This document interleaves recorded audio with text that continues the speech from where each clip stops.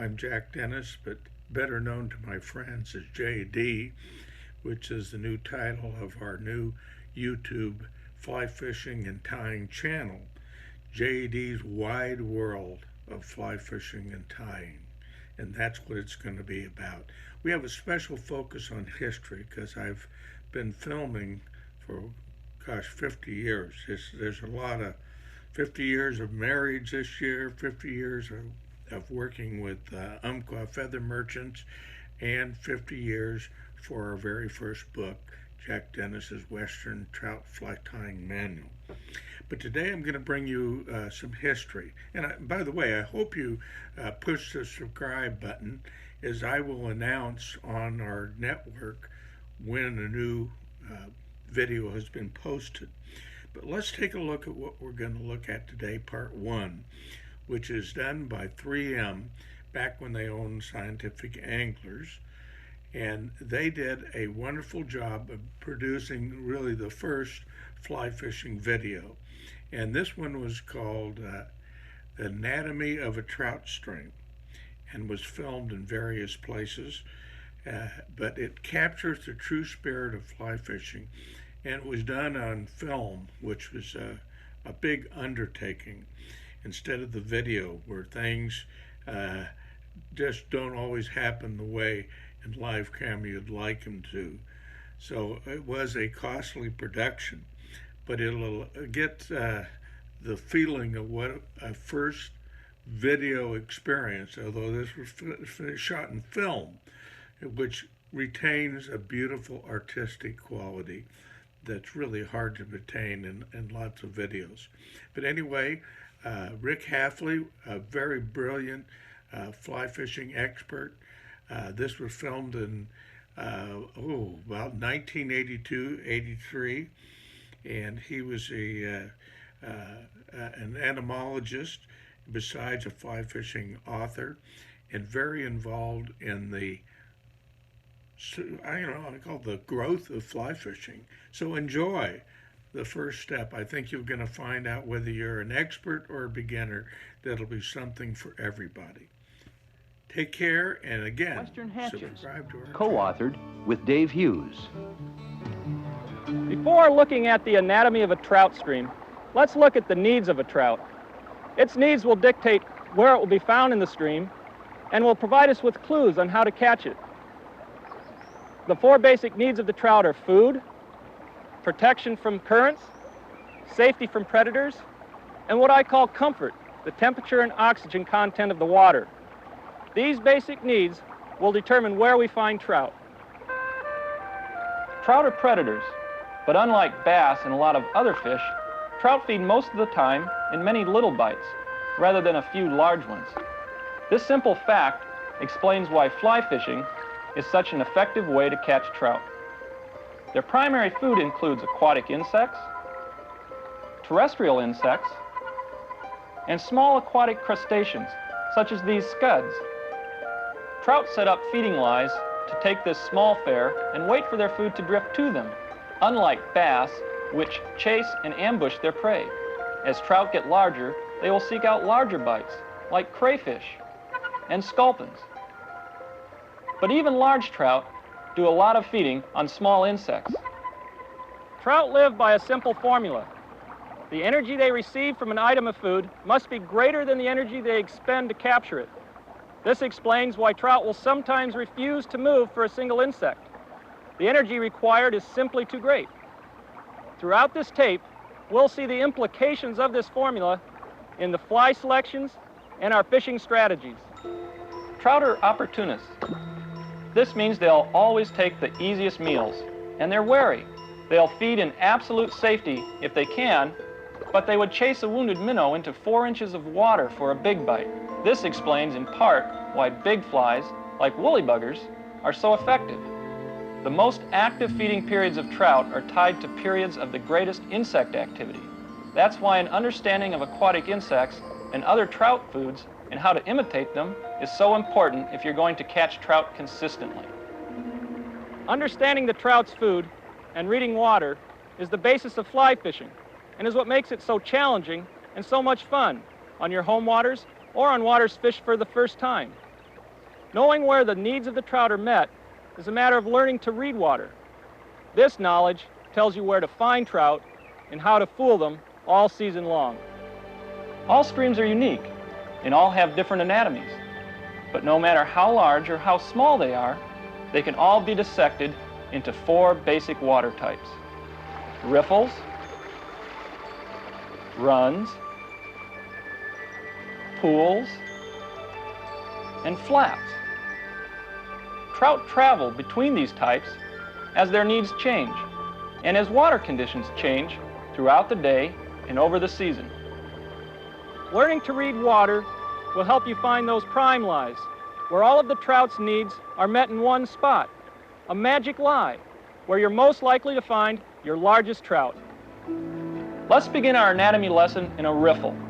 Because riffles often hold lots of trout and they are almost always feeding actively and opportunistically, trout in riffles are eager to take the right fly if it's presented in the right place and the right way. Riffles are especially good places to start fishing on unfamiliar waters. Riffles are usually the fastest water in a stream, tumbling down swiftly over rough bottoms of cobble and stone with the water 1 to 3 feet deep. The roughness of the bottom is reflected in the choppy, broken surface. This irregular bottom also provides protection from the currents for the trout and insects. This red dye shows just how slow the current can be on the bottom of a fast riffle. Trout and riffles are easy to fish for because they can't see well in the turbulent water. The choppy surface obstructs their view of what's floating overhead, and they can't see you well above the surface because the shallow water reduces their cone of vision. Trout and riffles must make quick decisions and take or reject the fly quickly. This makes riffles good places to fish when fishing is unproductive elsewhere. Let's look at the needs of the trout and see how they are met in a riffle. Food comes first, and riffles are the primary food-producing areas of a stream.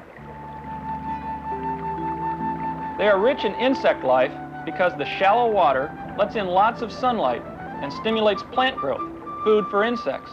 And the spaces between all the stones in a riffle make millions of little living rooms where the insects can hide from predators and get shelter from the current. In fact, it helps to understand aquatic insects if you remember that they have the same basic needs as trout: food, shelter from predators, protection from the current, and suitable temperature and oxygen levels. Here's a sample of nymphs and larvae taken from this riffle. All of these insects are well adapted to living in fast water. Mayflies, like these clinger nymphs, are very flat, have eyes on top of their head, and large oval gills on the abdomen. Clinging mayflies hang on so well that they're normally available to fish only during a hatch, when they let go of the bottom and rise to the surface to emerge. These stonefly nymphs crawl around on the rocks looking for plant debris and other insects to eat. They often get washed off the rocks and become food for the trout. These net-spinning caddis larvae, the kind that don't carry a case around on their backs, are abundant in most riffles. They are excellent to imitate because they often get swept off the rocks. They can't swim, and trout love to intercept something so helpless and easy to eat. Also, they are available to trout almost all the time. After sampling a riffle, you must decide what type of insect to imitate. Decide what are most abundant, most available to the trout, and most mature. Look for those that meet all 3 of these criteria. This is the key to selecting the best pattern. Trout and riffles need protection from the current. They can't afford to burn up all that energy unless there is food available in abundance. So if there's no hatch going on and there's no obstruction to break the current, trout will move out of a riffle and drop down into quieter water until insects become active. Let's look at some specific holding lies and analyze where we would expect to find trout in a riffle. This is Henry. He's got a lot of defects when it comes to being a trout. For instance, when you hook him, all he does is sulk, you break your tippet, lose your fly. But he's a great help when it comes to understanding the anatomy of a trout stream. Remember, as we spot Henry in various lies and riffles, that the biggest trout will hold wherever most of its needs are met. Those will be Henry's favorite lies. Here is Henry in very shallow water. He might feed here during a heavy hatch, but he'd be spooky and get out as soon as the hatch was over. Here is Henry in a deeper riffle. He'll feed less warily here, but he'll still look for shelter when food is scarce. I like to fish current seams like this, where a fast and slow current come together. It's a place where the food is condensed, as demonstrated by these marshmallows floating downstream. These areas can be prime feeding lies, but a fish won't hold here all of the time unless there is protection from the current and the water is at least 2 to 3 feet deep. Here is one of Henry's favorite lies. The boulder gives him relief from the current, the deep water and turbulence behind it protect him from predators, and the current delivers plenty of food. All of his needs are met right here. He'll stay until something moves him out or he's caught. Learn to recognize these places and search them out. To understand how to fish this riffle from bottom to top, let's look at the life cycle of the net spinning caddis. That's what fish in this riffle are likely to be seeing and feeding on most. We'll fish imitations of the larva on the bottom, the pupa in mid-depths, and the adult is a dry fly right on the surface. The net spinning caddis larvae build crude retreats out of leaves and gravel. They spin a spider-like net to filter particles of food out of the current. These larvae often abandon their shelters and drift downstream in large numbers. This is known as biological drift, and it functions to disperse the insects throughout the stream. Drift usually occurs most in the mornings and evenings, which makes nymph fishing very effective at these times. I like to fish patterns like this weighted number 12 caddis larva tumbled dead drift near the bottom, just like the natural does when it gets swept off the bottom in a riffle. Choose a fly pattern based on the size, shape, and color of the predominant insect and present the fly so it moves like the natural does. Because the water here is shallow, a floating line with a 9 or 10 foot leader tapered to a 4X tippet will handle this situation perfectly. I've slipped a strike indicator about 3 feet above the fly. Because the caddis larva is taken gently and it is fished on a slack line, the strike indicator will help me detect subtle strikes I might miss without it. An 8 to 9 foot rod allows you to control and mend your line easier than a short rod. And I like to use a reel with a smooth drag and large enough to hold your line plus about 50 yards of backing. If you hook a fish in a riffle, it's probably going to head downstream. Position yourself so you work upstream through the riffle. This allows you to get closer to the fish, use shorter casts, and have greater control. You want to cover the water carefully and thoroughly, since fish can be spread throughout the riffle. But pay special attention to the current seams and eddies where fish are most likely to hold. Cast upstream or upstream and across with short casts of only about 15 to 30 feet. The upstream cast allows the fly to sink quickly to the bottom. When you cast, you need to strip in the slack line like this and raise your rod tip so the fly keeps drifting naturally along the bottom. Watch carefully for any hesitation of the strike indicator. Remember, these techniques will work for any nymph you want to fish dead drift right along the bottom, not just caddis larvae.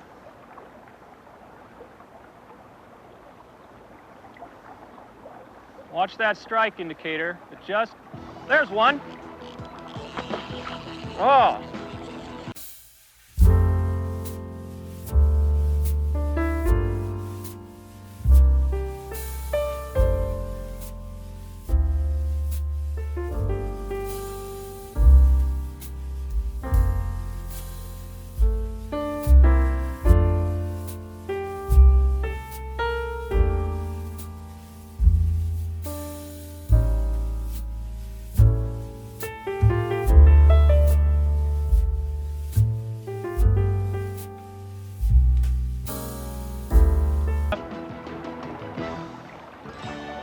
Good, rainbow.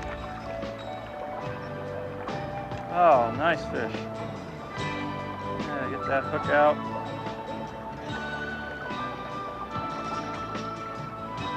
Okay, rest him up here a bit. let him go so somebody else can catch that fish.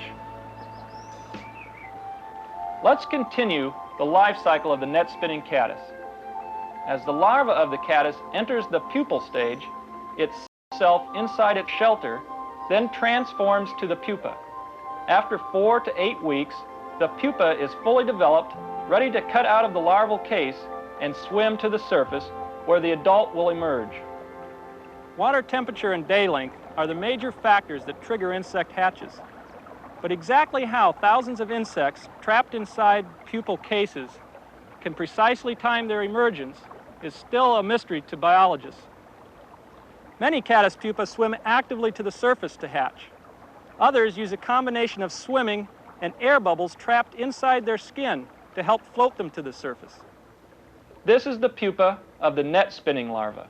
It's a typical caddis pupa, and when it emerges in the fast water of a riffle, its legs, antenna, and wing cases will all trail back along its sides.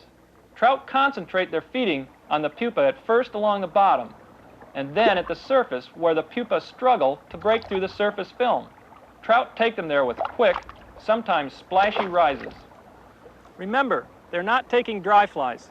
It's more efficient for them to feed on the pupa. The pupal stage is brief. Normally it takes only a few seconds for them to rise from the bottom to the top. But in those few seconds, they're extremely vulnerable to trout. This olive LaFontaine caddis pupa, in a size 14, imitates it well. The antron yarn catches tiny bubbles of air and gives the fly the silver translucence of the natural pupa as it rises to the surface. These gas bubbles are produced by the insect to help it escape the pupal shuck. Once feeding activity is noted near or at the surface, it's time to switch to a subsurface presentation. Patterns fished just beneath the surface film can be drifted passively or fished with action, depending on the behavior of the natural insect you're imitating. There are a few net spinning caddis hatching out here, and their pupa rise actively to the surface. So you want to position yourself at the top of the riffle and work down towards the rising fish. Because the pupa is fished right under the surface film, normally you'll see the strike. So you want to take your strike indicator off. My favorite way to fish the pupa is to cast down and across with a slack line. Let the fly sink a foot or so, and as your line swings below you, it'll come up to the surface just like the natural. You may have to mend your line like that to keep a belly from forming and dragging the fly across the surface. You can also lift your rod tip slowly like that to get the fly to rise towards the surface a couple times in one drift. It's most effective if you cast fairly short. 25 to 30 feet is about as far as you want to cast.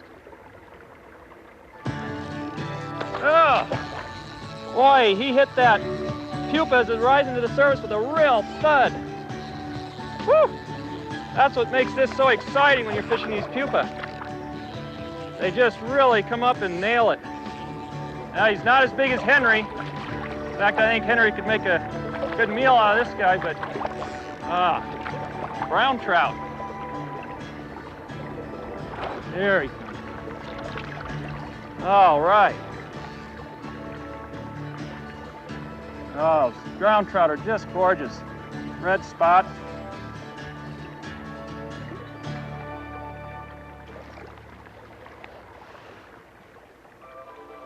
To complete the life cycle of the caddis, let's look at the adult stage. Once the adult caddis escapes the pupal shuck, it flies quickly to streamside vegetation. Caddis are easily recognized by their tent-shaped wings. They have long antennae and no tails. Shaking branches will quickly tell you if caddis adults are present.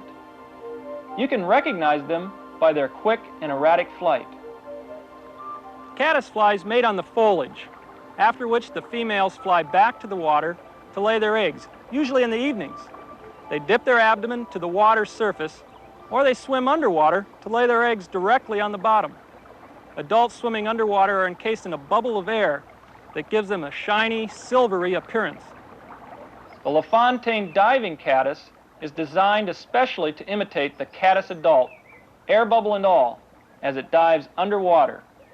Fish it up and across and let it swing to the surface to imitate the adult caddis returning from the bottom after laying its eggs.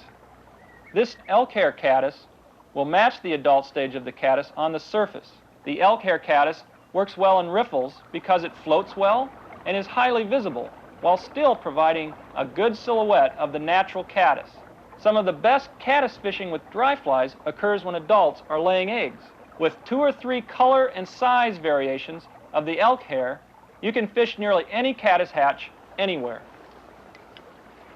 This looks like an excellent riffle for fishing the dry elk hair caddis.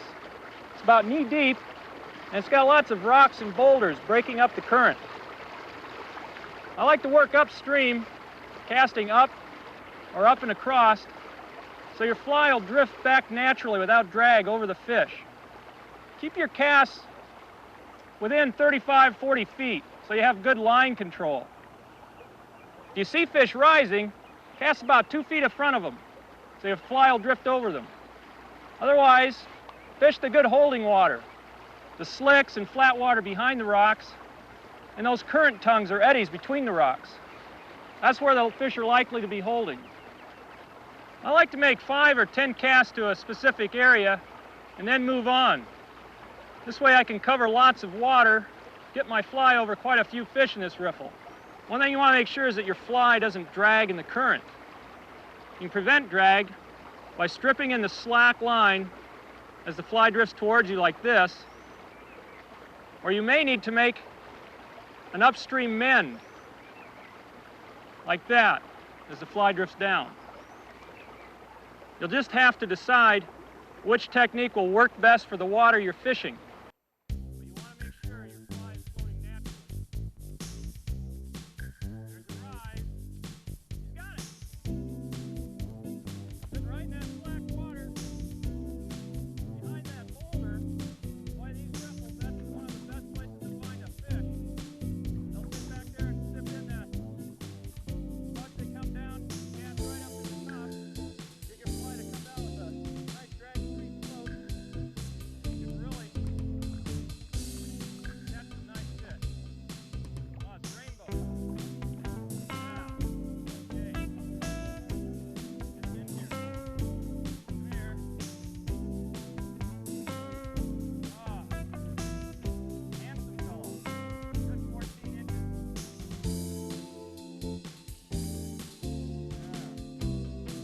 That's right. Rest him up a bit. I think there's some more fish like that out there in this riffle. Let's go see. Let me show you 2 other techniques effective when you're fishing the dry elk hair caddis. The first, just let your dry fly drift down below you and pop it under the water so it'll drift like a wet fly just under the surface. This imitates a natural adult that would be swimming underwater to lay its eggs. The other technique is to flutter your caddis or skate it over the surface. A lot of caddis are real active and they just kind of hop and skate over the water.